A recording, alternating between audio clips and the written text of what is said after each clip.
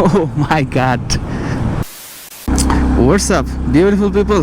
Last ব্লগে দেখছেন যে আমরা বান্দরবন চলে এসেছিলাম অ্যান্ড আজকে আমি এই বান্দরবনের যে আমার যে বর্তমানে যে রাইড করতেছি 250 জিক্সার 250 আমি রাইড করতেছি, আরও দুজন রাইড করতেছে।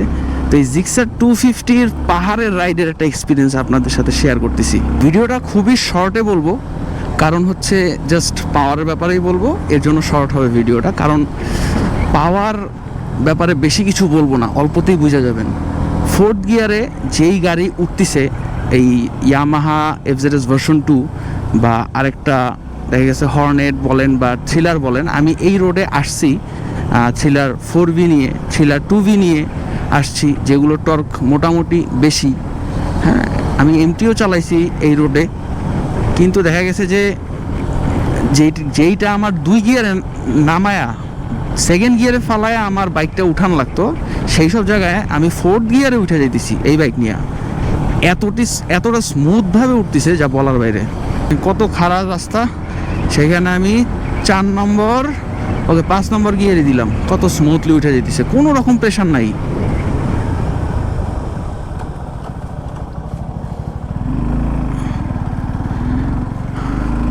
অ্যান্ড ইমার্জেন্সি ব্রেকগুলো আমি কিন্তু মারাত্মকভাবে পাইতেছি, বাট ইঞ্জিন ব্রেকে আমি এটার সাথে তাল মিলিয়ে উঠতে পারতেছি না। আগের গাড়িগুলোর ইঞ্জিন ব্রেক আমার মনে হয় একটু বেশি আমি দক্ষ ওইসব গাড়ির ক্ষেত্রে। এই গাড়ির ক্ষেত্রে ইঞ্জিন ব্রেকটা এখনও হাতে আসে নাই, ইঞ্জিন ব্রেকের সাইডটা, মানে গিয়ারের সাথে তো তাল মিলিয়ে ইঞ্জিন ব্রেকটা দিতে হয়, যেটা আমার এখনও হাতে আসে নাই। ইনশাল্লাহ চলে আসবে, যেহেতু আমরা যেমন একটা রাস্তায় নামতেছি যেখান থেকে পড়ার চান্সেস মোটামুটি বাংলাদেশের ম্যাক্সিমাম বাইকার, দক্ষ বাইকার যারা আছে তারা পড়ে যায়। তো সেক্ষেত্রে ওইখানে যদি ইঞ্জিন ব্রেকের ভালো কার্যকারিতা না করতে পারি, তাহলে তো পড়ার চান্সেস অনেক বেশি থাকে। ও বাবা, হ্যাঁ একদম নিচে ওর গাড়ি, মানে কি করতে পারে নাই, এখন ওইখান থেকে আসছে, ওইখানে চলে যাচ্ছে না। টানেন হ্যাঁ হ্যাঁ, কি হইছে? গাড়ি পড়ে গেছে আর কি, ওরা শুদ্ধ পড়ে যেত ভাই ওখানে।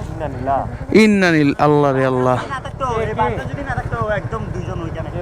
হ্যাঁ গাড়ি কই থেকে উঠে আনছে? ওই তো এইখান থেকে একদম ওইখান থেকে গেছে। আর বেশি না, মানে গাড়ি এক হাত গেলে। আরে সাবধানে আসেন ভাই, এত করার কিছু নাই। গাড়ি ঠিক আছে, গাড়ি ঠিক থাকবে, গাড়ি কি হবে? সাবধানে আসেন। আস্তে ভাই, আস্তে আস্তে, এত তাড়াহুড়োর কিছু নাই। হ্যাঁ আল্লাহ,